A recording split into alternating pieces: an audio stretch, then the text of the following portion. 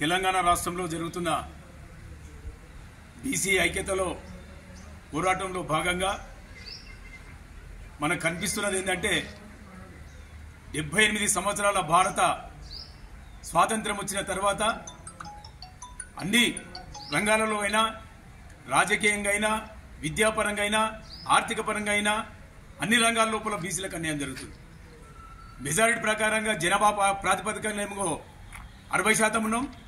2,40,00,000 జనాభా ఉండి మాకు జరుగుతున్న అన్యాయం ఏంటంటే తెలంగాణ రాష్ట్రంలో కాంగ్రెస్ గవర్నమెంట్ 42% ఇస్తామని ఎన్నికల్లో కామారెడ్డి సభ పెట్టి మాకు వాగ్దానం చేసి తర్వాత అసెంబ్లీలో తీర్మానం చేసి కంటితుడుపు చర్యగా గవర్నర్కు పంపించి ఆ గవర్నరు రాష్ట్రపతికి పంపించి బీసీలకు న్యాయం చేస్తున్నామని చెప్పుకుంటూనే తీరని అన్యాయం చేస్తున్నారు.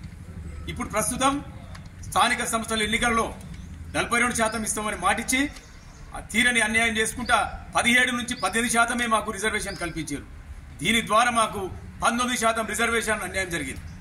ఒక వికారాబాద్ జిల్లాలోనే 100 మందికి సర్పంచ్ స్థానాలు కోల్పోయినాం. ఈ రకంగా ఒక రామగుండం అనే జిల్లా లోపలైతే ఒక్క బీసీ కూడా కాలే. ఒక జిల్లా లోపల రామగుండం అనే జిల్లాకు ఒక బీసీ సర్పంచ్ కూడా కాకపోయింది. ఆ రకంగా రాజకీయ పరంగా ఈ ధనిక వర్గాల చేతిలో తెలంగాణ ఉంటూ బీసీలకు తీరని అన్యాయం జరుగుతున్నది. ఇదే రకంగా చేసుకుంటూ పోయి 46% జీవో తెచ్చి ఇలా 22% ఇస్తామని పేరుకు చెప్పుకుంటూ 17 నుంచి 18% చేశారు. దానివల్ల ఇంకా ఎక్కువ నష్టం జరిగిపోయింది.